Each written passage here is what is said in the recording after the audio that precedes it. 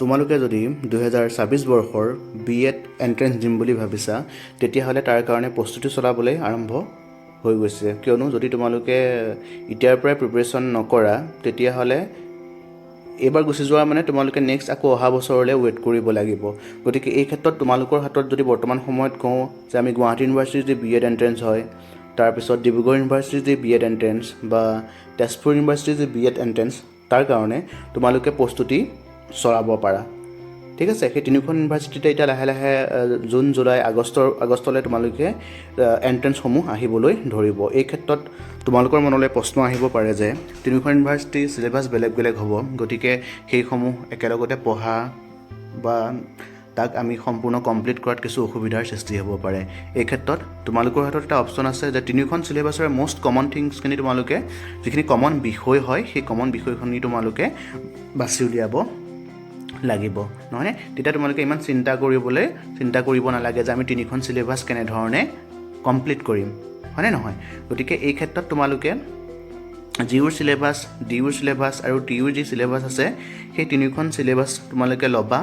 লৈ পেলাই তাত যিখিনি সিলেবাছত যিখিনি তিনিখনৰে তোমালোকে কমন পাবা পোনপ্ৰথমে সেই কমনখিনি তোমালোকে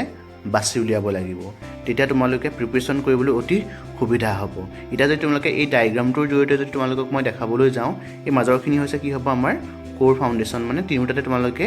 একেই পাবা সেই একেই পোৱা বিষয়সমূহ আমাৰ কি হ'ব সেই বিষয়সমূহ হ'ব যে জেনেৰেল ইংলিছ জেনেৰেল নলেজ আৰু ৰিজনিং এয়া তোমালোকে তিনিখন সিলেবাছতে একেই পাবা আৰু এইখিনিৰ ওপৰত দক্ষতা থাকিলে তোমালোকে অতি সহজতেই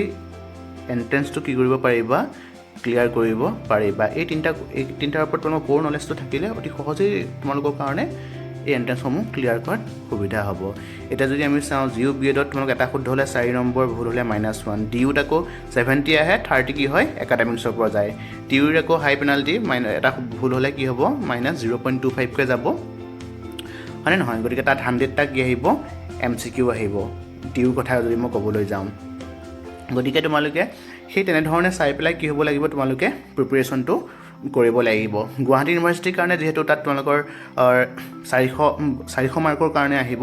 গতিকে তাত তোমালোকে এটা শুদ্ধ হ'লেই 4 নম্বৰ ভুল হ'লে -1 কৈ তোমালোকে পাবা গতিকে সেই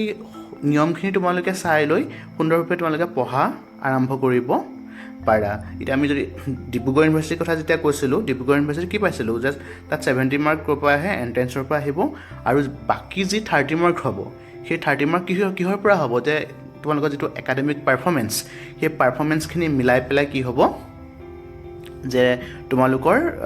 সেই মেৰিট লিষ্টসমূহ কি কৰিব পাৰিব মেৰিট লিষ্টখিনি তাত কি হ'ব যদি তোমালোকক বুক লিষ্টৰ কথা ক'ব যাওঁ তেতিয়াহ'লে জিকেৰ কাৰণে যিখন লুচেণ্ট জিকে সেইখিনিয়ে তোমাৰ হিষ্ট্ৰী হওক জিঅ'গ্ৰাফী হওক সকলোখিনি কভাৰ কৰিব আৰু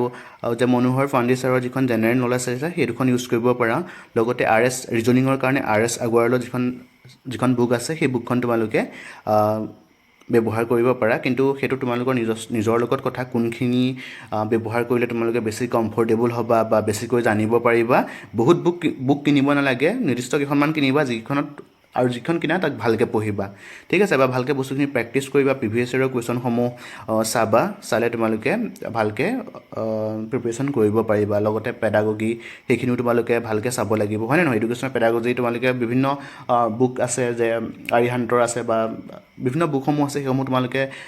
যিকোনো এখন চাই পেলাই ল'বা লৈ ঠিক সেইদৰে তোমালোকে প্ৰিপাৰেশ্যন কৰিবা তেজপুৰ ইউনিভাৰ্চিটিৰ কাৰণে কৰোঁতে তোমালোকে তাত জেনেৰেল নলেজৰ উপৰিও নতুন শিক্ষানীতি বা চবতেই অকল ইউ বুলি নহয় নতুন শিক্ষানীতিৰ ওপৰত ইংৰাজীৰ ওপৰত হিষ্ট্ৰীৰ ওপৰত জিঅ'গ্ৰাফীৰ ওপৰত সকলোখিনিৰ ওপৰত যেতিয়া তোমালোকে ভালকৈ প্ৰস্তুতি চলাবা মই ভাবোঁ তোমালোকে এই এণ্ট্ৰেন্সটো ক্লিয়াৰ কৰিব পাৰিবা